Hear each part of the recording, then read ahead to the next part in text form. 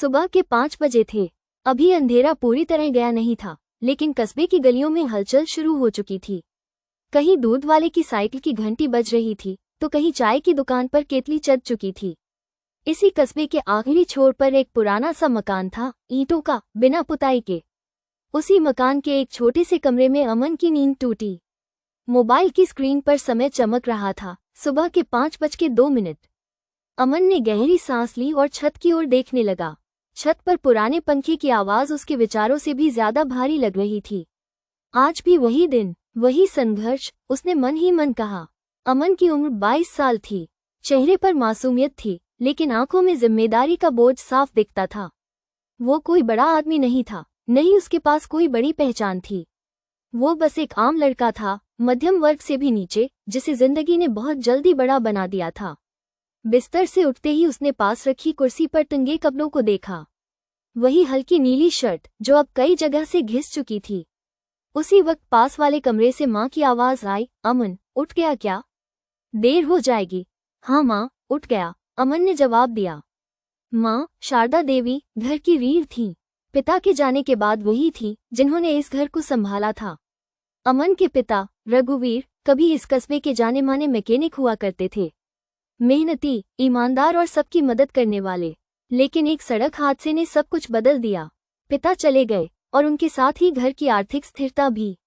तब अमन सिर्फ 17 साल का था। आज 5 साल हो चुके थे, लेकिन उस दिन की याद अब भी उतनी ही ताज़ा थी। अमन जल्दी जल्दी तैयार हुआ। नल पर ठंडा पानी चेहरे पर पड़ा तो थोड़ी ताजगी महसूस हुई। आईने में उसने खुद को देखा। कुछ तो करना है, ऐसे नहीं चलेगा, उसने खुद से कहा। नाश्ते के नाम पर 2 सूखी रोटियां और चाय थी। माँ ने प्यार से थाली बढ़ाई। आज इंटरव्यू है ना? माँ ने पूछा। हाँ माँ, एक प्राइवेट कंपनी में, अमन ने हल्की मुस्कान के साथ कहा। माँ ने कुछ नहीं कहा, बस सिर हिला दिया। वो जानती थी, ये मुस्कान उम्मीद की है या मजबूरी की, फर्क करना मुश्किल था। अमन साइकिल उठाकर निकल पड़ा। सड़क पर धूल उड़ रही थी। बस स्टैंड के पास लोग काम पर जा रहे थे, कोई मजदूरी के लिए, कोई दुकान खोलने। अमन के दोस्त भी इसी भीड़ का हिस्सा थे। कोई शहर चला गया था, कोई छोटी नौकरी में फंस गया था। और अमन, वो अब भी अपने एक मौके का इंतजार कर रहा था। इंटरव्यू एक छोटे से ऑफिस में था। 3 लोग सामने बैठे थे, साफ कपड़े, महंगे जूते, ठंडी नजरें। आपका अनुभव? एक ने पूछा। अमन चुप हो गया। सर, अभी फ्रेशर हूँ, उसने धीमी आवाज में कहा। दूसरा आदमी बोला, हम फ्रेशर नहीं लेते, बस इतना ही। न कोई सलाह, न कोई सहानुभूति। अमन बाहर निकला तो सूरज सिर पर चढ़ चुका था। पसीना माथे से बह रहा था, लेकिन उससे ज्यादा कुछ और बह रहा था, हौसला। वो बिना बोले घर लौट आया। माँ ने दरवाजा खोला। कैसा रहा? उन्होंने पूछा। अमन ने सिर झुका लिया। माँ ने कुछ नहीं कहा, बस उसके सिर पर हाथ फेर दिया। वही स्पर्श अमन को तोड़ भी देता था और जोड़ भी देता था। शाम को अमन छत पर बैठा था। नीचे बच्चे खेल रहे थे। किसी बच्चे ने जोर से कहा, मैं बड़ा होकर अफसर बनूंगा। अमन की आंखें बंद हो गईं। उसे भी याद आया जब उसने भी यही कहा था। तभी पास वाले मकान की छत से आवाज आई, अमन। वो रवि था, अमन का बचपन का दोस्त। नीचे आ, रवि बोला। रवि की जिंदगी अलग थी। उसके पिता की छोटी सी दुकान थी। संघर्ष था, लेकिन सहारा भी था। क्या सोच रहा है? रवि ने पूछा। अमन ने कहा, सोच रहा हूँ, शायद मैं किसी लायक नहीं हूँ। रवि हंस पड़ा। अगर ऐसा होता तो तू आज भी कोशिश नहीं कर रहा होता। फिर उसने गंभीर होकर कहा, सुना है शहर में एक कोचिंग खुली है, स्किल सिखाते हैं। मेहनत करनी पड़ेगी। अमन चुप हो गया। मेहनत से वो डरता नहीं था, डरता था फिर से टूटने से। रात गहरी हो चुकी थी। अमन अपने कमरे में लेटा था, लेकिन नींद नहीं आ रही थी। पिता की आवाज याद आई, बेटा, हालात कभी परखते नहीं, बस बताते हैं कि तुम कितने मजबूत हो। अमन उठ बैठा। उसने तय कर लिया था, अगर गिरना ही है तो कोशिश करते हुए गिरूंगा। यही सोचकर उसने मोबाइल उठाया और उस कोचिंग का नंबर डायल किया। पहली घंटी में किसी ने फोन उठा लिया। हाँ, बोलिए। अमन ने गहरी सांस ली। मुझे एडमिशन लेना है। फोन करते ही अमन की आंखों में एक नई चमक थी। अगली सुबह अमन की नींद अलार्म से पहले खुल गई। ये पहली बार था जब उसे उठने में आलस नहीं आ रहा था। रात का फैसला अभी भी उसके भीतर गूंज रहा था। उसने जल्दी से नहाकर वही पुरानी शर्ट पहनी, लेकिन आज उसके कदमों में एक अलग ही तेजी थी। माँ ने पूछा तो उसने बस इतना कहा कि शहर जा रहा है। माँ ने कुछ नहीं पूछा, लेकिन उसकी आंखों में डर और उम्मीद दोनों थे।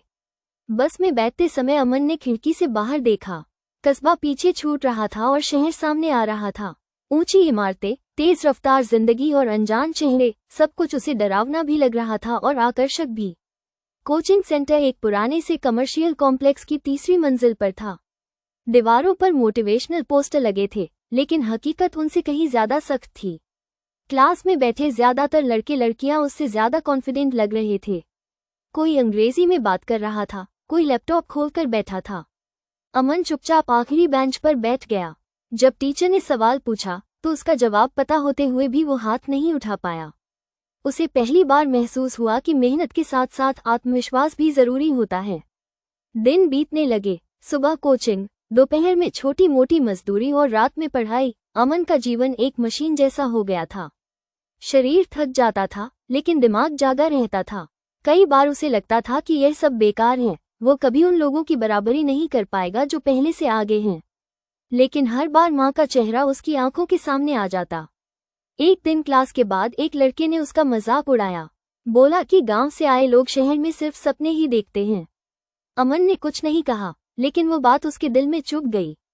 उस रात उसने देर तक पढ़ाई की, इतना कि आंखें जलने लगीं।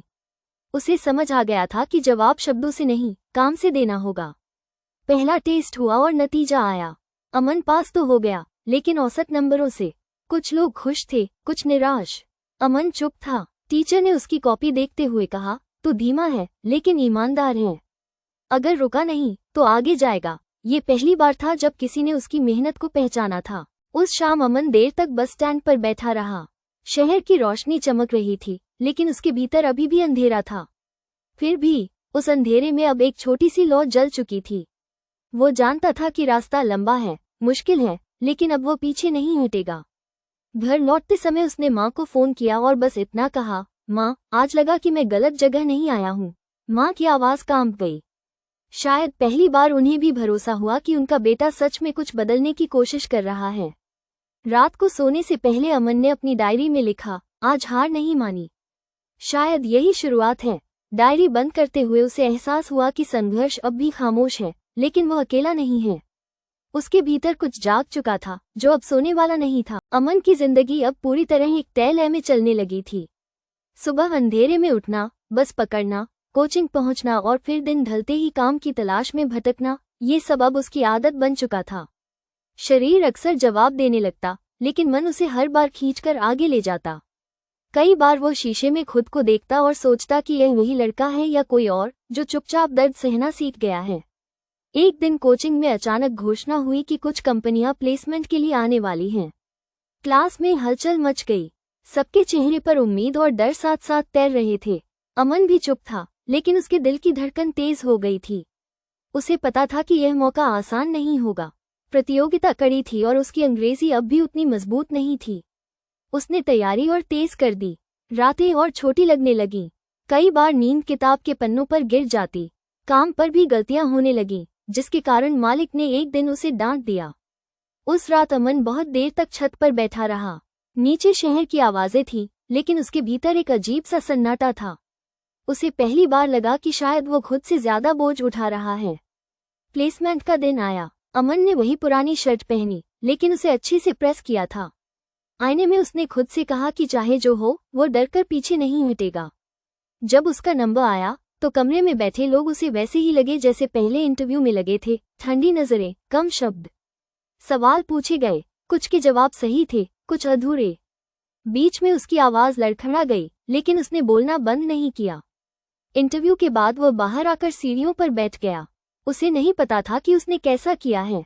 आसपास बैठे कुछ लोग आत्मविश्वास से भरे हुए थे, कुछ पहले से हार मान चुके थे।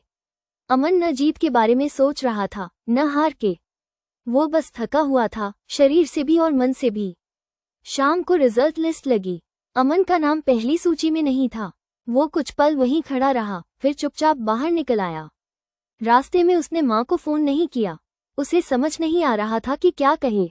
उस रात पहली बार उसने डायरी नहीं खोली, बस लेटकर छत को देखता रहा, जैसे जवाब वहीं कहीं लिखा हो। अगले दिन वो फिर कोचिंग पहुंचा। टीचर ने उसे बुलाया और कहा कि वो दूसरे राउंड के लिए चुना गया है, लेकिन एक शर्त के साथ, 3 महीने की बिना सैलरी ट्रेनिंग। ये सुनकर अमन के मन में उथल पुथल मच गई। बिना सैलरी का मतलब घर पर और बोझ। कुछ सेकंड के लिए उसने मना करने का सोचा, फिर उसे माँ की थकी हुई आंखें याद आईं और पिता की आवाज़, जो हमेशा कहती थी कि आसान रास्ते अक्सर सही नहीं होते। उसने गहरी सांस ली और हाँ कह दी। उस पल उसे लगा जैसे उसने एक बार फिर अंधेरे में कदम रख दिया है, लेकिन इस बार डर कम था। घर जाकर उसने माँ को सब बताया। माँ ने थोड़ी देर चुप रहने के बाद बस इतना कहा, अगर सीख रहा है तो नुकसान नहीं है। उस एक वाक्य ने अमन के भीतर की सारी उलझन शांत कर दी। वो समझ गया कि भरोसा कभी कभी सबसे बड़ी ताकत होता है। उस रात उसने फिर डायरी खोली और लिखा, आज फिर पूरा नहीं मिला, लेकिन रास्ता मिला है। कलम रोकते हुए उसे एहसास हुआ कि उसकी कहानी अभी आधी भी नहीं हुई है। संघर्ष अब भी खामोश है, लेकिन उसकी आवाज़ धीरे धीरे अमन के अंदर मजबूत होती जा रही है। अमन ने बिना सैलरी वाली ट्रेनिंग शुरू कर दी। हर सुबह तय समय से पहले वो ऑफिस पहुंच जाता और देर रात तक वहीं रुकता। कागजों का काम, डेटा एंट्री, क्लाइंट कॉल, जो भी कहा जाता वो चुपचाप कर देता। कई बार उसे एहसास होता कि उससे ज्यादा काम उससे कराया जा रहा है और सम्मान कम दिया जा रहा है, लेकिन वह जानता था कि इस दौर में बोलने से ज्यादा सीखना जरूरी है।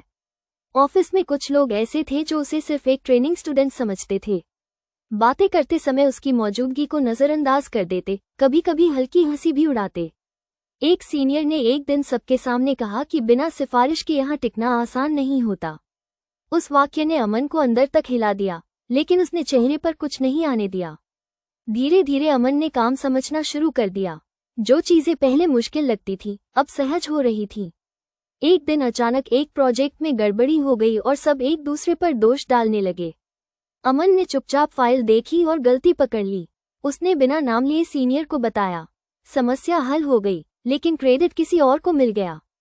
उस शाम अमन बहुत देर तक ऑफिस के बाहर खड़ा रहा। उसे गुस्सा नहीं आ रहा था, बल्कि एक अजीब सी खालीपन महसूस हो रही थी।